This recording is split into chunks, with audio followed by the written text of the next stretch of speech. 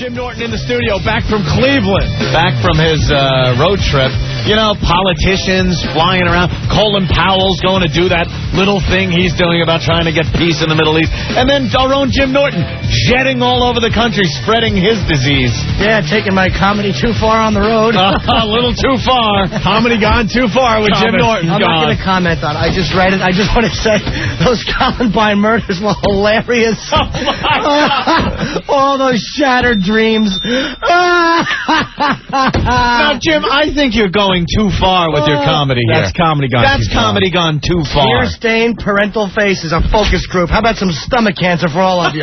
Drop dead with your awful kids. After your focus group and your rotten, hypersensitive children. I just read this email, and if I had hepatitis and a squirt gun, I would blast you and your stupid kids.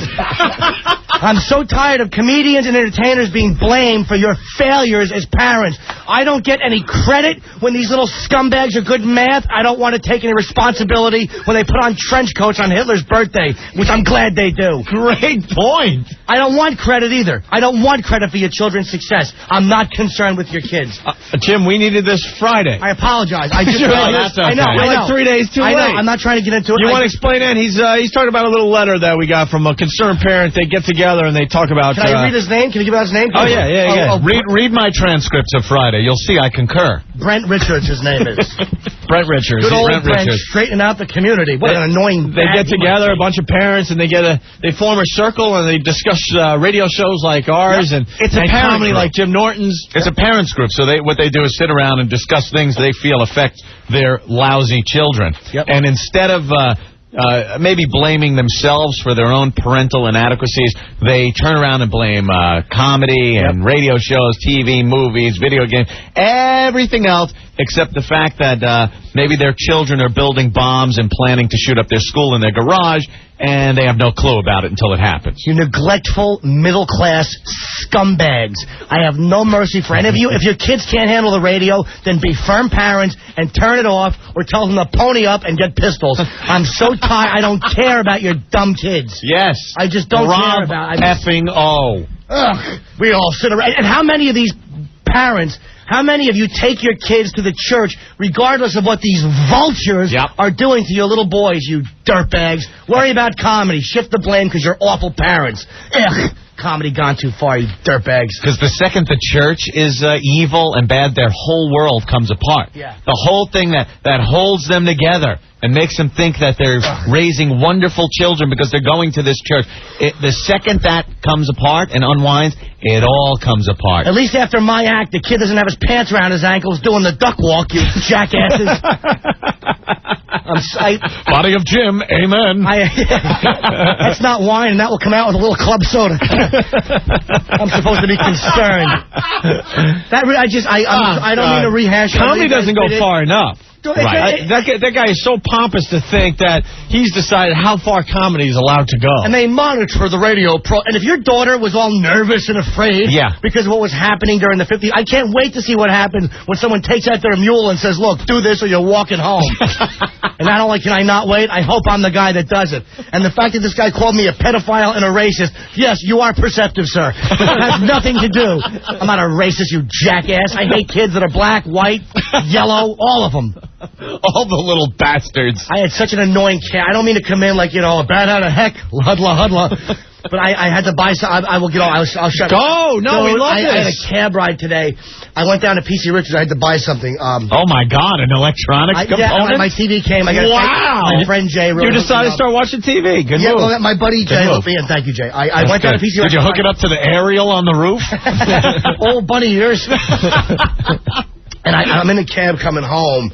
I had to buy something, and I'm on 14th in Columbus, not Columbus. Stupid, I'm 80 blocks off. I mean, what is 14th? What is Union Square? Union Square. Yeah. And the cabbie, I don't know what he was. He was Malaysian or something. I'm sorry to be a racist there, Brent. I hope you die the day before your daughter gets married. I hope you fall face first into the wedding cake in the dressing room. Just as you're about to walk her down the aisle, I hope your heart stops. Flame-shifting bag of vomit you are. And I'm in the cab coming back up. And I know comedy gone too far. Well, how about cabbies that don't know where they're going? I was going up Park Avenue, and I'm like, dude, because I live on the west side. You know, I don't want to say where because all the gals will show up. You know, give hair a little tussle, in the name of the Father and the Son. Blame entertainment, you blame-shifting middle-class zilches. It's all entertainers' fault because you have to have 2 cars in the garage. Your fat wife has to work so she can feel like she has a career. Open your legs, stupid, and clean the toilet. That's your duty. Let husband go out and do his banking job or whatever it is he does. Scumbag. So I'm in the cab, and I tell the guy, I got to go to the west side. I tell him where I got to go. And we're going up, this is around 1-something, lunch hour. And he's like, we're going to go right up Park Avenue. And it took me 40 minutes to go up Park Avenue. Oh, my God. And over 40. Why didn't we just go to JFK Airport and then double back? This scumbag. I'm not a tourist. I live here. And the whole time I'm in the cab, I'm obsessed. Turn the radio off, kids, because I'm going to say something mean. I was obsessed with grabbing his thinning hair and biting his Malaysian ear. And then just screaming, savage, into his ear. Into his bloody hole. Into his bloody hole. That used to be an ear. I wanted to grab. He had thinning Squiggy from Laverne and Shirley. Old cancer head. That's what I kept thinking. His thinning 1950s. He had like Rumsfeld hair, and I wanted to bite his effing ear. I'm just kidding, kids. I didn't mean really bite his ear. I meant in a fun radio way. And Al Pacino's not really a Cuban drug dealer. And you know, Marlon Brando was never really a mafia don. You dummies. You and your dumb high school kids. Columbine happened because of protective parents like yourselves forcing your kids away from you. Yeah. You did it.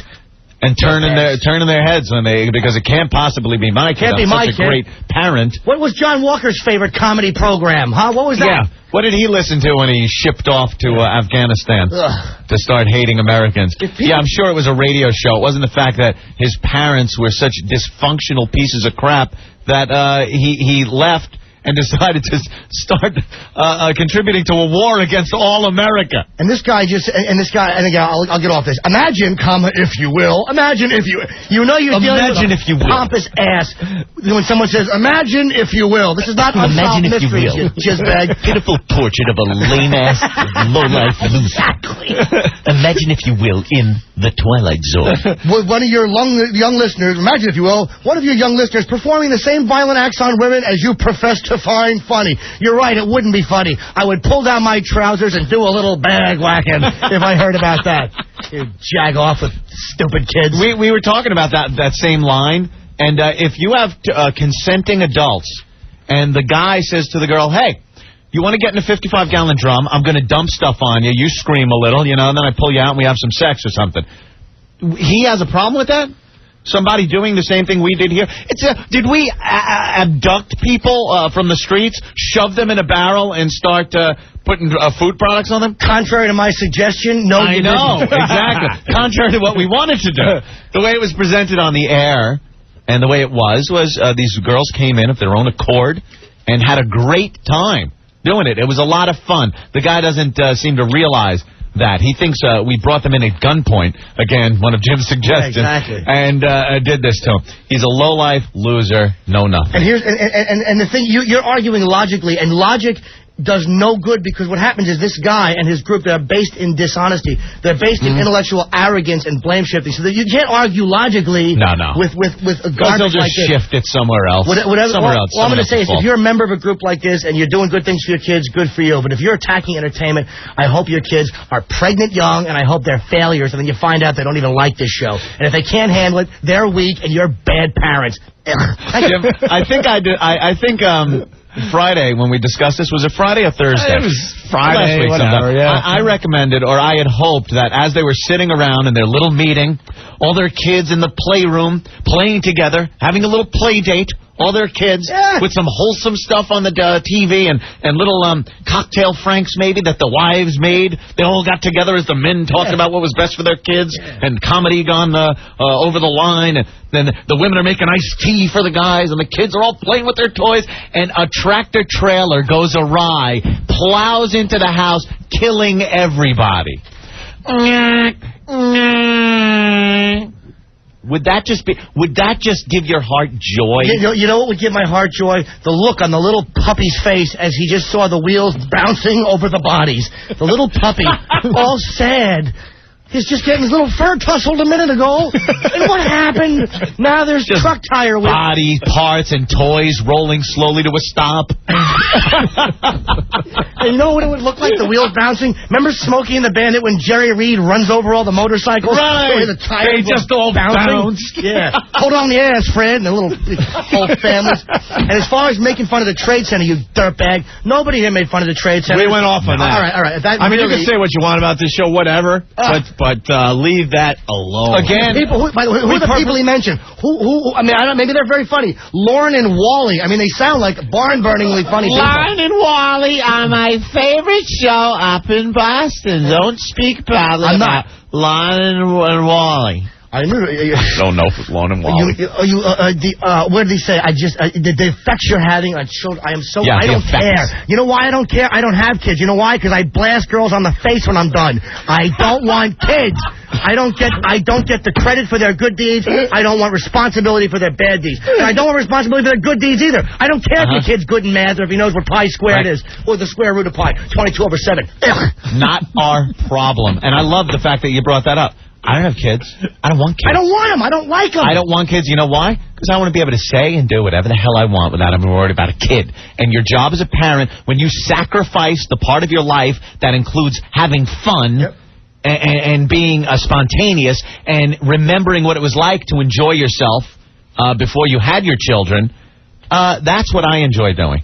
And since you sacrificed it, it's no skin off my ass, and it shouldn't have an effect on what people should be allowed to listen to. So take your stupid little meeting group and, like Jim said, die. Yeah. Die a horrible, evil death. On the eve of a child's wedding. You're just about to walk down the aisle, and your heart stops, and your face goes into the wedding cake, and everybody is sad. That would never be forgotten. I don't know. It wouldn't be. Every year, instead of a happy wedding dinner, there'd be a tear and a little resentment at Dad for wrecking the whole effing thing by having a selfish stroke.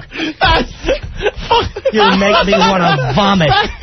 I am so unconcerned. What was Opie and Anthony on in the early 1900s when blacks couldn't vote? You dummies! It has nothing to do with what the that was us. World War II. Any murders that took place before our show. All that stuff. All us. I like kids. People say you don't hate kids. I hate parents. I have a nephew. I love my nephew, but you know what? My sister's a good parent, and she's divorced, but her ex is a good father. That's why my nephew does well because he has good parents. It makes me want to throw. What a way to start a week of radio. Yeah. Jim Norton back from Cleveland. Norton. Yeah, I had a great time, by the way. Cleveland was great, man. Hey, we got to wrap up this little rap of yours with the Columbine song. Yes. Oh, yeah, we do. And you know what? And in fairness to those parents in Columbine, because Dylan Klebold and Eric Davis, I think Dylan was half Jewish, and the fact that they were Hitler Youth, I mean, why would that make parents suspicious? I'm sure the parents were doing a good job, and it's pretty normal when your half Jewish son throws on a trench coat to celebrate Hitler's birthday. See a little phase they're going through. Yeah, I'm sure everything will be fine in a couple of years. He'll realize him and his little friends are going through a phase where they build explosives and hoard guns to kill their playmates with. And no one ever murdered an animal on the air, by the way. No, we went through that. Yeah, we went through every line of that. The guy is wrong. I banged an animal in Lancaster once, and she was really a fat, awful woman. And I happily put in her balloon knot and put her fat face in the pillow, and she cried, and she thought I loved her. And you know what? Her dad, hopefully, is part of a parent group somewhere. Don't worry, I'm not a pedophile. She was 18. Wink, wink. I love the fact. You're killing me. 18 years old, you can't have a drink in this country, but you can sign up and go murder somebody in the military, which I'm all for, don't get me wrong. Oh, yeah, but they should be able to drink while they do it. Absolutely. Parents suck.